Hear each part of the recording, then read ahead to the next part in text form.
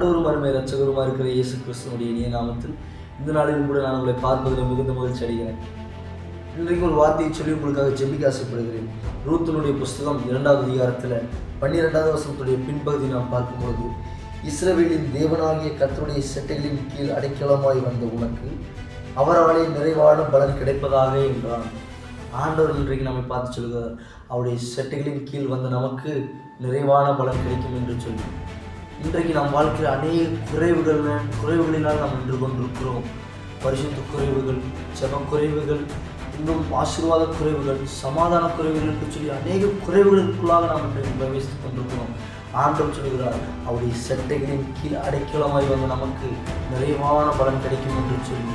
இன்றைக்கு உங்கள் வாழ்க்கையில் எப்படிப்பட்ட குறைவுகள் இருந்தாலும் சரி, ஆண்டவர் எல்லா குறைவுகளையும் மாற்றி நிறைவான ஆசீர்வாதங்களை தரப்போகிறார்.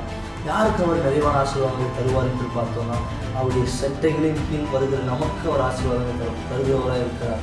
அவருடைய சட்டைகளின் கீழ் அடைக்கலமாக வருதுன்னா என்ன? அவருடைய சமூகத்தில் போய் நிற்கிறது. அவருடைய சமூகத்தில் நின்று யாரெல்லாம் போய் ஆண்டவரே என்னுடைய குறைவுகளை மாற்றுங்கன்னு சொல்லி நிற்போம்னா, யாரெல்லாம் நிற்கிறாங்களோ அவருடைய எல்லாருடைய குறைவுகளையும் மாற்ற அவர் போதுமானவராக இருக்கிறார். யாரெல்லாம் ஆண்டவரே என் வாழ்க்கையில் அநேக குறைவுகள் உண்டு சாமி, இதெல்லாம் என் தேவனையும் மாற்றிடுங்க, இந்த குறைவுகளெல்லாம் எங்களை விட்டு எடுத்து போட்டுருக்குன்னு சொல்லி யாரெல்லாம் போய் அவர் சமூகத்தில் இருக்கிறாங்களோ அவர் எல்லாருக்குமே கர்த்தர் நிறைவான ஆசீர்வாதங்களை தர அவர் போதுமானவராக இருக்கிறார். அவருடைய சட்டைகளின் கீழ் யாரெல்லாம் போய் இருக்கிறாங்களோ அவர்கள் எல்லாவற்றையும் அவர் பாதுகாக்கிறவராக இருக்கிறார். அவர்கள் கோழியை பார்க்கப்படுது, கோழி தன்னுடைய குஞ்சுகளுக்கு ஒரு பாதிப்பு வருதுன்னா அது தன்னுடைய சட்டைகளுக்குள்ளாக வைத்து அந்த குஞ்சுகளை பாதுகாத்துக் கொள்ளுது. அதுபோல தான் தேவன் நமக்கு வருகிற ஒவ்வொரு பாதுகாப்புகளையும் அவருடைய சட்டைகளினால் மூடி மறைத்து அவர் பாதுகாத்துக் கொள்கிறார்.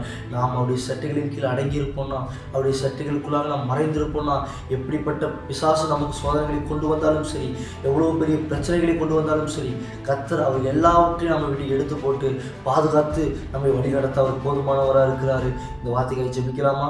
நல்ல ஆண்டவரே, அப்பாவுமே நாங்கள் நன்றியோடு கூட துதிக்கிறோம், ஸ்தோத்திரம் பண்ணுகிறோம். ஆண்டவரே, உங்கள் சமூகத்துக்கு வருகிற எங்களுக்கு ஆண்டவரே நிறைவான பலன் கிடைக்குமே. ஆண்டவரே அப்பா, ஒரு விஷயத்தை பார்த்து கொண்டிருக்கிற ஒவ்வொருவர் ஆண்டவரே எப்படிப்பட்ட குறைவுகளில் இருந்தாலும் சரி, ஆண்டவரே எல்லா குறைவுகளையும் மாற்றி என் தேவனின் நிறைவான ஆசீர்வாதங்களை கொடுத்துருங்க. ஆண்டவரே உங்களுடைய சட்டைகளின் கீழ் வந்திருக்கிற ஆண்டவரே ஜனங்களுக்கு என் தேவனின் ஆசீர்வாதத்தை தந்து நீங்கள் நடத்துங்கன்னு சொல்லி உங்களுடைய கருத்துக்களாக அர்ப்பணித்து ஜெபிக்கிற ஆண்டவரே, நீ நடத்துங்க, ஆளுகை செய்ய மீட்பரும் இரட்சகருமா இருக்கிற இயேசுவின் நாமத்தில் ஜெபிக்கிறோம் பிதாவே, ஆமேன் ஆமேன்.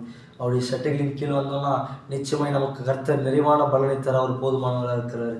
God bless you.